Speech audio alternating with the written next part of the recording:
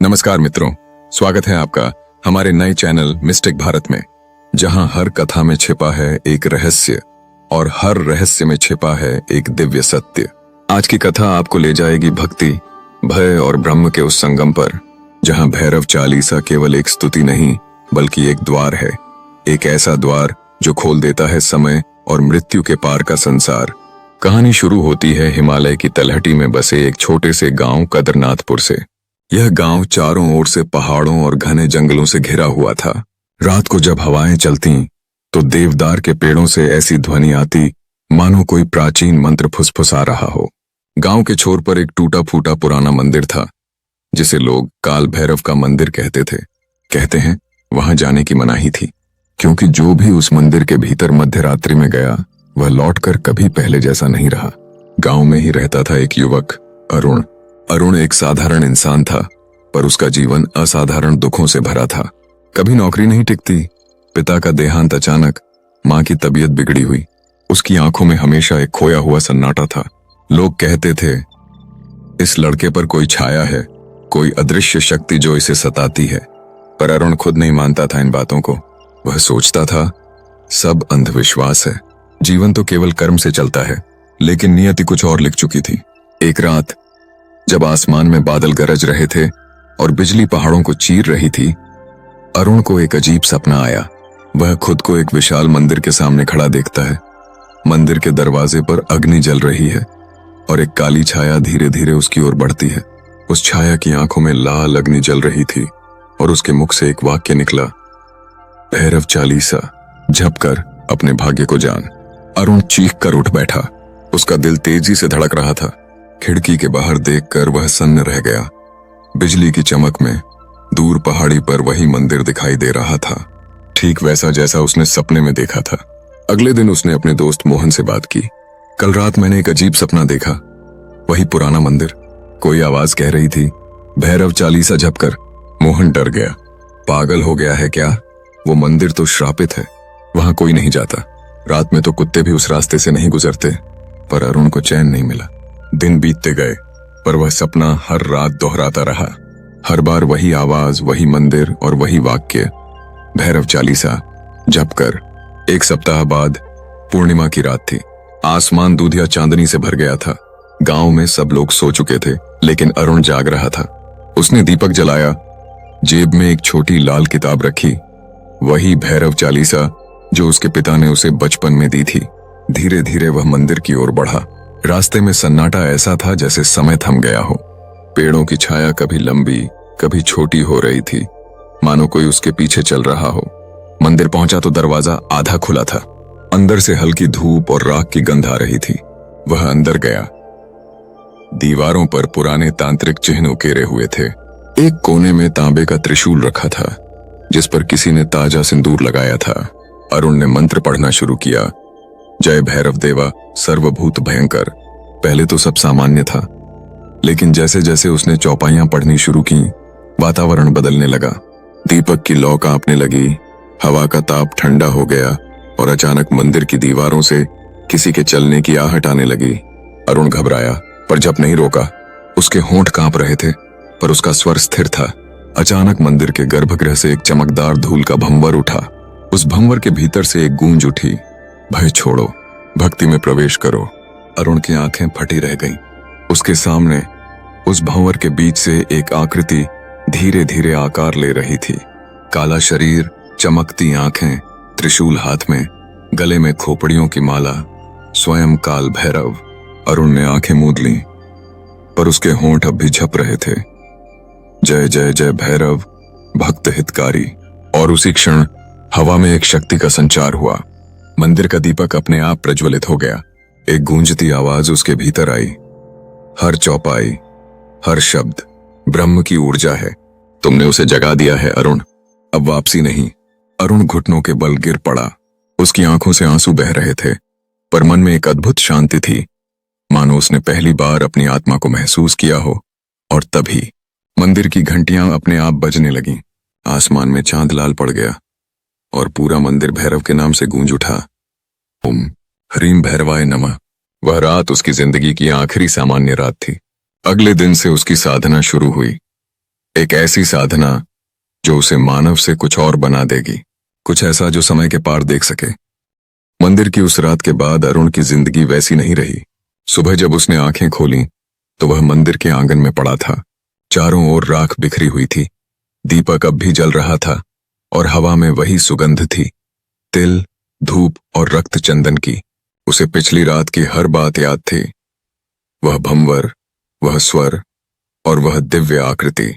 लेकिन वह यह सोचकर कांप उठा कि क्या सचमुच उसने भगवान भैरव को देखा था या यह सब किसी मानसिक भ्रम का परिणाम था। वह गांव लौटा मगर गांव वालों को कुछ नहीं बताया। मोहन ने देखा कि उसका चेहरा बदला हुआ है। क्या हुआ अरुण, तू ठीक तो है? अरुण ने बस मुस्कुरा दिया। सब ठीक है, बस अब लगता है कुछ नया शुरू होने वाला है। उस रात से अरुण ने एक नियम बनाया, हर रात ठीक 12 बजे वह मंदिर जाकर भैरव चालीसा का पाठ करेगा। न किसी को बताएगा, न किसी से बात करेगा। पहली रात सब सामान्य रहा, लेकिन दूसरी रात से ही वातावरण में हल्का कंपन महसूस होने लगा, जैसे कोई अदृश्य शक्ति उसकी साधना को सुन रही हो। दीपक की लौ हमेशा उसके साथ हिलती और हर चौपाई पर मंदिर की दीवारों पर छाया का आकार बदलने लगता। वह डरता भी था, पर मन में एक अजीब खिंचाव था। हर जप के साथ उसे अपने भीतर एक नई ऊर्जा महसूस होती, कभी हृदय में कंपन, कभी शरीर में झंझनाहट, मानो उसके भीतर कोई सोई हुई शक्ति धीरे धीरे जाग रही थी।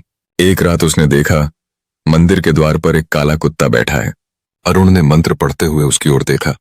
कुत्ता बिना कुछ बोले बस उसकी आंखों में देखता रहा, और जब झप समाप्त हुआ तो वह धीरे धीरे मंदिर के अंधेरे में खो गया। अरुण समझ गया, यह कोई साधारण कुत्ता नहीं था, यह भैरव का वाहन था। उसका भय अब धीरे धीरे भक्ति में बदल रहा था। दिन बीतते गए और उसकी साधना और गहरी होती गई। अब वह केवल चालीसा नहीं पढ़ता था, बल्कि हर चौपाई का अर्थ समझने की कोशिश करता था। उसने महसूस किया कि ये शब्द केवल आराधना नहीं, बल्कि अदृश्य जगत की कुंजियां हैं। जय जय जय भैरव करुणा निधान। वह जब यह पंक्ति पढ़ता तो आंखों के सामने एक चमक उठती, जैसे किसी अदृश्य प्रकाश ने उसके चारों ओर सुरक्षा का कवच बना दिया हो। एक दिन एक अजीब घटना हुई। वह मंदिर के पास बैठा था, तभी हवा का झोंका आया। दीपक बुझ गया। जैसे ही उसने दोबारा जलाने की कोशिश की, पीछे से किसी ने धीमे स्वर में कहा, मत डर, आग भीतर जलाओ।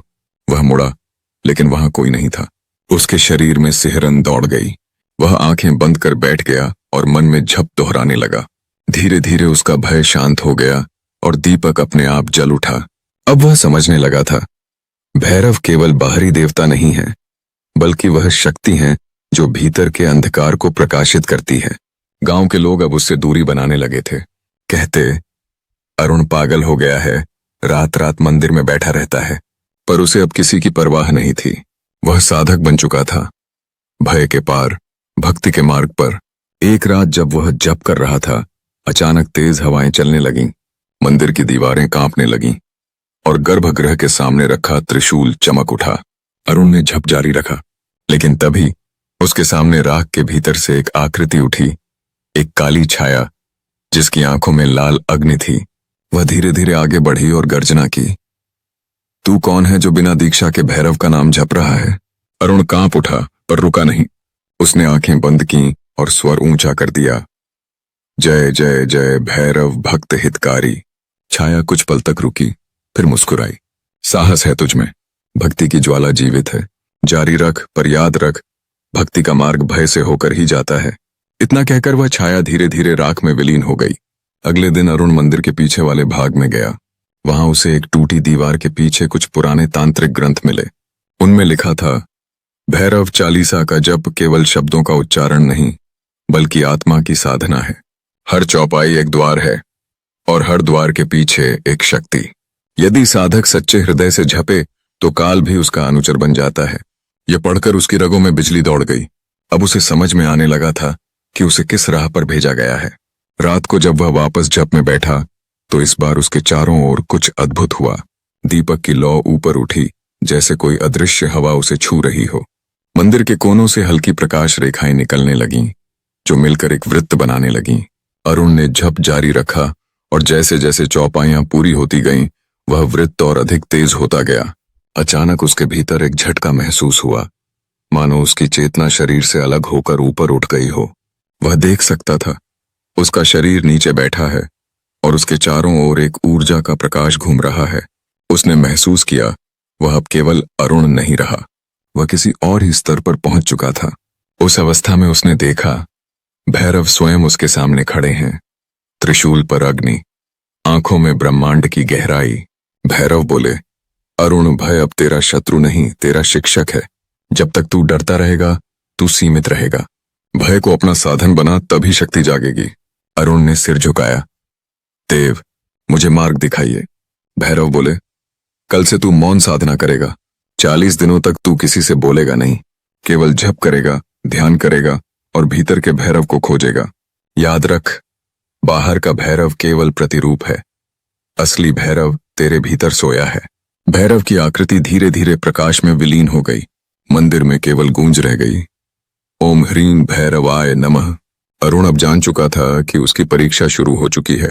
अगले 40 दिनों तक वह बोलेगा नहीं, केवल ध्यान और जप करेगा। वह जानता था यह साधना उसे या तो अमर बना देगी या मिटा देगी, लेकिन उसके भीतर अब कोई भय नहीं था। केवल एक ध्वनि थी जो हर श्वास में गूंज रही थी, ओम ह्रीं भैरवाय नमः। और यहीं से शुरू होती है वह यात्रा जहां एक साधक धीरे धीरे मानव से परे, समय से परे होने लगता है। रात का तीसरा पहर था। हवा में एक अजीब सी सर्दी घुली हुई थी। आकाश में काले बादल थे और दूर कहीं बिजली की चमक उस प्राचीन श्मशान के ऊपर जैसे किसी रहस्य का पर्दा उठा रही थी। भैरव बाबा के मंदिर के पीछे, जहां साधारण लोग कभी नहीं जाते, वहीं एक पुराना पत्थर का द्वार था, तिलस्मी द्वार। कहते हैं यह द्वार केवल उन्हीं के लिए खुलता है जिनका मन और आत्मा पूरी तरह निडर और शुद्ध हो। आचार्य रुद्रनाथ, जो इस तंत्र मार्ग के परम ज्ञाता थे, ने अपने शिष्य वेदांत को उस रात वहीं बुलाया था। वेदांत, उन्होंने गंभीर स्वर में कहा, आज तुम उस मार्ग की ओर बढ़ोगे जहां भय और माया दोनों का अंत होता है। पर याद रखना, यह यात्रा सिर्फ विद्या की नहीं, आत्मा की परीक्षा भी है। वेदांत ने प्रणाम किया। उसके हाथ कांप रहे थे, पर मन में एक अटूट निश्चय था। गुरु ने शंख बजाया और चारों ओर घनघोर गूंज फैल गई। श्मशान में पड़े चिताभस्म की महक हवा में घुली हुई थी। कुछ क्षणों बाद गुरु ने एक मंत्र उच्चारण किया, ओम ह्रीं क्लीं चामुंडाय विच्चे, और उनके सामने अग्नि की एक गोल लपट उठी जो धीरे धीरे एक आकार लेने लगी। वेदांत की आंखों के सामने एक वृद्ध साधु का रूप उभरा। आचार्य रुद्रनाथ, वह बोला, तुम फिर यहां? क्या तुमने नहीं सीखा कि यह द्वार केवल तिलस्मी शक्ति की आज्ञा से खुलता है? गुरु मुस्कुराए, जानता हूं, पर आज मेरा शिष्य अपने भाग्य का द्वार खोलने आया है। वृद्ध साधु ने वेदांत की ओर देखा। क्या तुम भय नहीं मानते? भय उसी को होता है जो स्वयं को जानता नहीं, वेदांत ने उत्तर दिया। तभी वृद्ध साधु ने अपने त्रिशूल से भूमि पर एक रेखा खींची। रेखा से एक प्रकाश निकला और वह द्वार धीरे धीरे कांपने लगा। चारों ओर गड़गड़ाहट की ध्वनि हुई, जैसे धरती स्वयं चेतना पा रही हो। द्वार पर खुदे हुए श्लोक चमक उठे, जो सत्य से भटकेगा वह इसी द्वार में समा जाएगा। वेदांत ने बिना झिझक उस द्वार के सामने कदम रखा। अचानक उसका शरीर कांप उठा और उसे लगा जैसे समय रुक गया हो। एक क्षण के लिए उसे अपने चारों ओर केवल अंधकार दिखाई दिया, गहरा अनंत अंधकार। और फिर आवाज आई, बहुत धीमी लेकिन हर दिशा से, वेदांत, तंत्र का अर्थ शक्ति है और शक्ति का अर्थ है नियंत्रण। पर क्या तुम स्वयं को नियंत्रित कर सकते हो? वेदांत ने आंखें बंद की। उसके भीतर गुरु का स्वर गूंजा, मन ही देवता है, मन ही दानव। उसने गहरी सांस ली और कहा, मैं तिलस्मी शक्ति का इच्छुक नहीं, मैं ज्ञान का साधक हूं। अचानक अंधकार का पर्दा हटा और उसके सामने एक गुफा जैसी जगह उभर आई। वहां अनेक दीपक जल रहे थे, पर हर दीपक की लौ नीली थी। हवा में धूप और चिताभस्म की गंध मिली हुई थी। दीवारों पर अघोरी साधकों की मूर्तियां बनी थीं। कुछ हंस रही थीं, कुछ रो रही थीं और कुछ जैसे अभी जीवित हो उठेंगी। गुफा के बीचों बीच एक विशाल शिवलिंग था जो काले पत्थर से बना था, पर यह कोई साधारण शिवलिंग नहीं था। उसके चारों ओर सांपों की आकृतियां घूम रही थीं, मानो वे जीवित हों। वेदांत ने धीरे से जल चढ़ाया और बोला, ओम नमः शिवाय। तुरंत हवा भारी हो गई। दीपक की लौ तेजी से हिलने लगी। दीवारों पर बनी मूर्तियां एक साथ फुसफुसाईं, भैरव भैरव भैरव। वेदांत भयभीत हुआ, पर उसने नेत्र बंद नहीं किए। वह जानता था अब पीछे हटने का कोई मार्ग नहीं।